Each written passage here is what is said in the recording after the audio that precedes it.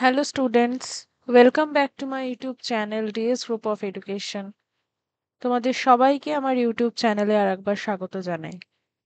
আজকে আমরা second SLST নিউট্রিশনের প্রিপারেশনে টপিকস রেকমেন্ডেড বাই স্টুডেন্টস এর সেকেন্ড টপিক ডিসকাশন করব, যার নাম হলো গ্লাইসেমিক ইন্ডেক্স। গ্লাইসেমিক ইন্ডেক্স কি এবং কোন কোন ফ্যাক্টরস গুলো রয়েছে যা গ্লাইসেমিক ইন্ডেক্সকে এফেক্ট করতে পারে সেই নিয়ে আমাদের আজকের আলোচনা হবে। খুব সংক্ষিপ্ত আলোচনা, কিন্তু ইনফরমেটিভ হবে। যারা চ্যানেলে ফার্স্ট টাইম এসেছো এবং এখনো পর্যন্ত ভিডিওকে লাইক করনি, শেয়ার করনি, অবশ্যই করে দেবে, এবং চ্যানেলকে যদি সাবস্ক্রাইব না করে থাকো অবশ্যই সাবস্ক্রাইব করে দেবে। চলো স্টার্ট করা যাক আজকের ক্লাস।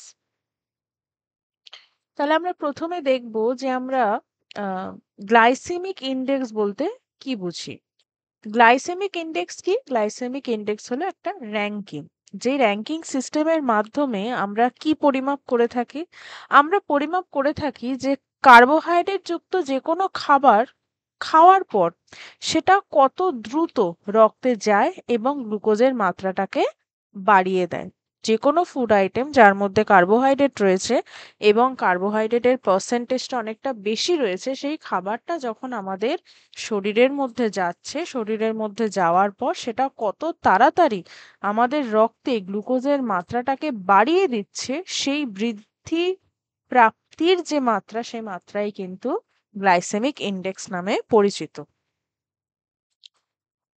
একটা গ্রাফের মাধ্যমে আমরা দেখব যে ব্লাড গ্লুকোজ রেসপন্স কেমন হয়ে থাকে যখন আমরা একটা হাই কার্বোহাইড্রেট বা আমরা বলতে পারি high GI reached food item খাই, বা medium GI reached food item খাই, বা low GI reached food item খাই। তাহলে আমাদের গ্রাফের এক পাশে রয়েছে ব্লাড গ্লুকোজ লেভেল আর এক পাশে রয়েছে টাইম।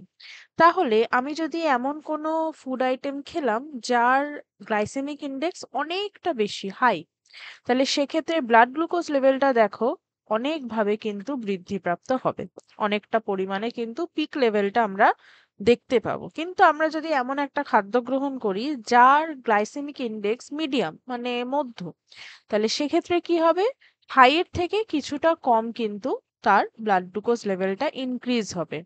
আবার আমরা যদি দেখি যে কোনো ফুড আইটেম যার গ্লাইসেমিক ইন্ডেক্স তুলনামূলক অনেকটাই কম, ঠিক আছে, তাহলে তাদের ক্ষেত্রে যে ব্লাড গ্লুকোজ লেভেলটা সেটা কিন্তু একদমই কম হবে। তাহলে ব্লাড গ্লুকোজ লেভেল তার সাথে সাথে গ্লাইসেমিক ইন্ডেক্স কিন্তু একে অন্যের সাথে ওতপ্রোতভাবে জড়িত। এবার দেখো, আবার সেম গ্রাফটারই একটু ডিটেলস এখানে আমি দিয়েছি। আমাদের সেম এক পাশে রয়েছে ব্লাড গ্লুকোজ লেভেল এবং আর একদিকে রয়েছে time after food injection, 30 minute, 1 ঘন্টা, 2 ঘন্টা। আর একদিকে দিয়েছে ব্লাড ইনসুলিন লেভেল। ওকে, 10, 75, 140। খুব ভালো কথা। তাহলে যেগুলো হাই গ্লাইসেমিক ইন্ডেক্স হয় মানে 70 থেকেও বেশি যাদের গ্লাইসেমিক ইন্ডেক্স, তাদের ক্ষেত্রে বলছে। তার সাথে সাথে গ্লাইসেমিক লোড যে কনসেপ্টটা আমরা পরে ডিসকাস করছি, তখন আবার এই গ্রাফটা আমরা সাহায্য নেব। তাহলে হাই গ্লাইসেমিক ইন্ডেক্স যখন 70-এরও বেশি, তখন কিন্তু আমরা দেখতে পাচ্ছি যে প্রায়, আমি যদি বলে থাকি, 130 থেকে 40-এর মধ্যে গ্লুকোজ যে লেভেলটা বা ইনসুলিন যে কার্যকারিতা সেটা থাকবে। এবার যদি কোনো মিডিয়াম গ্লাইসেমিক ইন্ডেক্সের ফুড আইটেম হয়, তাহলে সেক্ষেত্রে মোটামুটি 75 অব্দি লেভেলটা আমরা দেখতে পাবো এবং ব্লাড গ্লুকোজ লেভেলেরও কিন্তু মাত্রা বৃদ্ধি পাবে। যদি লো গ্লাইসেমিক ইন্ডেক্স হয় মানে less than 55, তাহলে সেক্ষেত্রে কিন্তু যেটা আমরা আগেও দেখলাম যে ব্লাড গ্লুকোজ লেভেল কিন্তু সেইভাবে বৃদ্ধিপ্রাপ্ত হবে। এবং টাইম যদি দেখি, আজকে হাই গ্লাইসেমিক ইন্ডেক্স খেলে কত তাড়াতাড়ি আমার ইনক্রিজমেন্টটা হচ্ছে, মিডিয়াম যদি আমরা দেখে থাকি তাহলে সেটা কত তাড়াতাড়ি হচ্ছে, এবং ধরো আমরা লো গ্লাইসেমিক ইন্ডেক্স ফুড আইটেম খাচ্ছি, সেটা ইনজেকশনের জন্য অনেকটা কিন্তু সময় দরকার পড়ছে।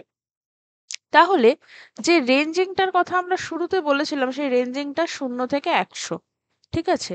যে ক্ষেত্রে 50 বা তার কম যদি হয় তাহলে স্লো ডাইজেশন হয় এবং আস্তে আস্তে ব্লাড সুগার লেভেলটা বৃদ্ধিপ্রাপ্ত হয়।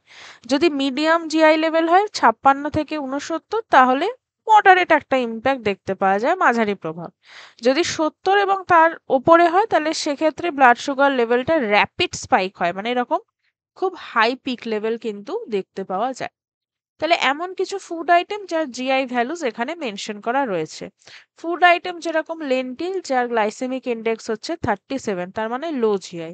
ফুড আইটেম হচ্ছে রোলড ওটস, যার glycemic index 57, medium GI. White bread 81 হচ্ছে glycemic index, high GI. Boil potatoes 87 হচ্ছে GI value, high GI. Apple 44, low GI. Watermelon 50, low GI. Brown rice 79, high GI. Chickpeas 33, low GI. তাহলে কোন কোন factors বা প্রভাবক রয়েছে যেগুলো আমরা এই যে আমাদের জিআই লেভেলটা রয়েছে সেই জিআই কে এফেক্ট করতে পারে? প্রথমত রাইপনেস, মানে পাকা ফল। যদি পাকা ফল হয় তাহলে অবশ্যই তার যে জিআই ভ্যালু সেটা অনেকটা বেশি হয়। এছাড়া কুকিং মেথড বলছে ফুটন্ত জলের প্রতিরোধী স্টার্চ জিআই কম হয়, ধরে থাকে। এবং অন্যদিকে যদি অতিরিক্ত ডিপ ফ্রাইড জিনিস হয় বা ওরকম রান্না করা ফুড আইটেম হয় তাহলে সেক্ষেত্রে জিআই লেভেলটা অনেকটা বৃদ্ধিপ্রাপ্ত হয় বা ওই ফুড আইটেমের জিআই অনেকটা বেশি হয়। প্রসেসিং প্রসেসিং হচ্ছে যত বেশি প্রসেস করা হবে জিআই ভ্যালু তত বেশি বাড়বে। আর ফাইবার, ফ্যাট আর প্রোটিন, এদের উপর যদি ভিত্তি করে বলি তাহলে এরা নর্মালি স্লো ডাইজেশন এবং লোয়ার জিআই কিন্তু আমরা এদের ক্ষেত্রে দেখতে পাই। লো জিআই ডায়েট যদি আমরা নিয়ে থাকি তাহলে সেক্ষেত্রে কি কি বেনিফিট আমরা দেখতে পাবো? প্রথমত যে রক্ত শর্করা নিয়ন্ত্রণ সেটা খুব ভালো করে হয়ে থাকে এবং টাইপ 2 ডায়াবেটিসের ক্ষেত্রে যেটা খুব পরিমাণে উপকারী।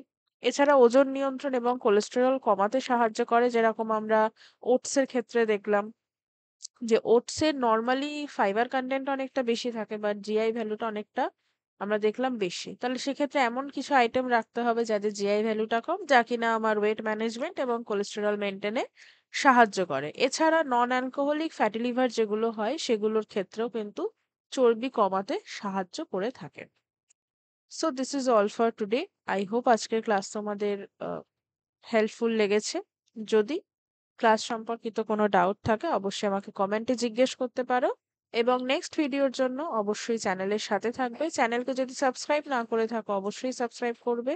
এবং তোমরা জানো যে আমাদের দু ধরনের কোর্স অ্যাভেলেবল রয়েছে। একটা ফুল কোর্স যেখানে ডিটেল সিলেবাসের উপর আমরা ডিসকাশন করছি, not only the commission publish syllabus, তার সাথে সাথে আরো ফুড প্রিজার্ভেশন, মেটাবলিজম, বায়োকেমিস্ট্রি ইত্যাদি জিনিসগুলো রয়েছে। আর একটা ক্র্যাশ কোর্সও আমরা লঞ্চ করছি, that is from 1st August। এবং একটার যে কোর্স ফি সেটা খুবই সামান্য, অনলি 500 রুপিস। এবং 500 রুপিস এর মধ্যে তোমরা 10টা রেকর্ডেড ক্লাস পাবে, 10টা হ্যান্ড রিটেন নোটস পাবে ইউনিট ওয়াইজ, এবং একদম টু দি পয়েন্ট, মানে নো ডিটেলড বিষয়টা একদম টু দি পয়েন্ট। এবং তার সাথে সাথে 10টা ইউনিটের ওপর খুব ছোট আকারে মক টেস্ট পাবে। ওকে, তাহলে যে কোনো কোর্স যেই অ্যাভেল করতে চাও না কেন এই নাম্বারে হোয়াটসঅ্যাপ করে ডিটেলসটা নিয়ে নেবে। Thank you for watching.